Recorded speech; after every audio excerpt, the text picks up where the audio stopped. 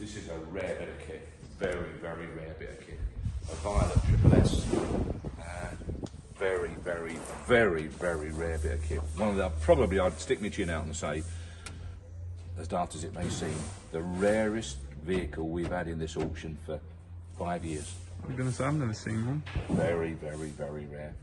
Twin carb, as you can see. Very powerful engine.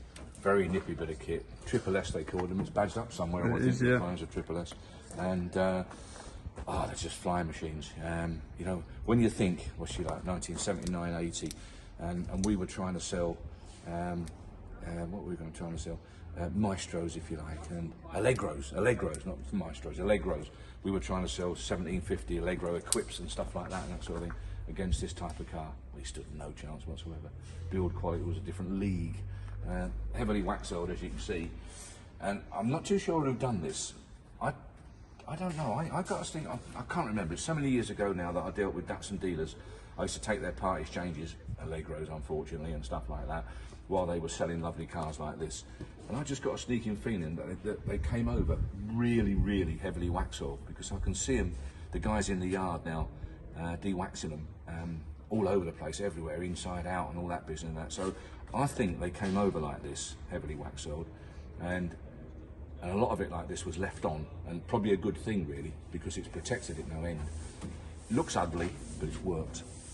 So it's like a Zybar, that's basically, I mean, every car that's been Zybarred still looks ugly and horrible because some of it's fell off, but it's worked, you know. But anyway, there it is.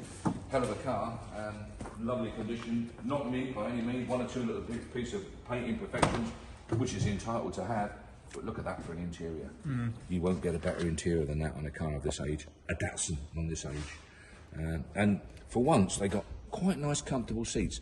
The Datsun range, especially things like the 100A and the 120Ys, they were noted for having really poor seats, real thin, really, really thin seats like that, half the size of that. And you know, you get a big old fat lump in there for a few months and that, and he's trying to get himself comfortable, and they used to break the back off the seats, you know, they were really, really poor. But it's fantastic, isn't it? 5-speed gearbox, just cracking car. I mean, it'll fly, this car, compared to what else was on the market in this day. I mean, you know, obviously as the time's marched on, you get a little, you know, 1.6 something or other Peugeot now, fancy Peugeot, and that will walk all over it, of course. But in its day, in 79, 80, this was regarded as a hot hatch. That's what it was regarded as. Now, I can't speak for the vinyl, because most Datsun dealers that I dealt with in the home counties generally jazz them up. They put vinyls on, they put coach lines on, wheel trims and stuff like that.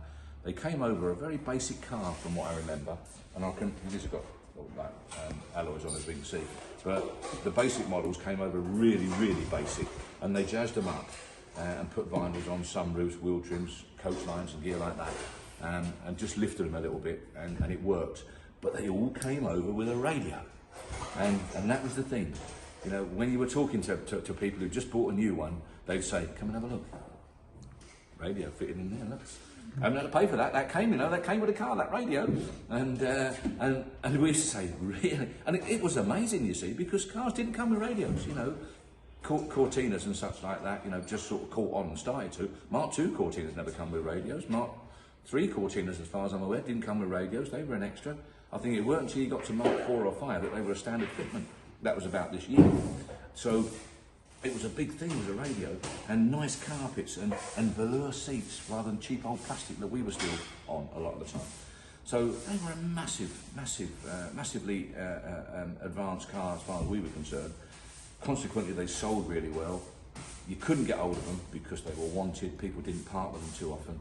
But the best thing about them all, from us second-hand car dealers, or a new car dealer come to that, especially second-hand car dealer, is that when you sold one of these, you waved the guy goodbye, you never saw him again. That was it. Until he was ready to change, give you a call, come out, whatever.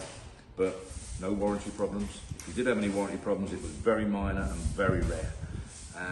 Whereas when you waved off an Allegro or something on that sort of line, I use Allegro because a prime example, you were thinking, be back again Wednesday. You know, this was Saturday, like, you went out Saturday, you're back again Wednesday. Sure enough, they were back again on Wednesday, moaning about something or other not right. These, out they went, never saw them again. So we gave the motor industry away to the Japanese. That's what we done. We gave it to them. No question about that at all. And I've got some funny stories about that that can qualify that. I haven't got time to do them now. But we just gave them the motorcycles first, and then we gave them the cars. That was it. That was the demise of the British motor industry. And this is one of the cars that killed it. Sad, but here it is. Anyway, there you go. Lovely. Is that all right?